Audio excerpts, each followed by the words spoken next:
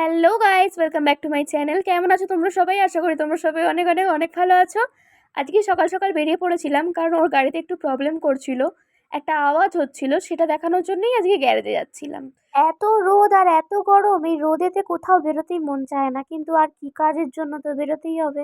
গাড়িটাই বললো সেরকম কোনো প্রবলেম নেই, তো তাই জন্য আমরা ওখানে আর থাকলাম না। ওখান থেকে আমার একটা ব্লাউজ দেওয়া ছিল দোকানে, সেই ব্লাউজটা আনার ডেট ছিল সেদিনকেই, কিন্তু দুঃখের বিষয় তখনও ব্লাউজটা তৈরি হয়নি, আমাকে পরের দিন যেতে বললো। যাই হোক, রাস্তার মধ্যিখানে বাড়ি আসার পথে গাড়ি খারাপ, গাড়ি আর এগোচ্ছেই না কিছুতে। তারপরে আর কি, গ্যারেজে দাদাকে ফোন করলাম, সে ফোন করতে না করতেই চলে এসেছিল। তারপরে বলল যে গাড়িটা পরের দিনকে দেবে, এখান থেকে আমাদেরকে এবার কি করে বাড়ি যেতে হবে, টোটোয় করে।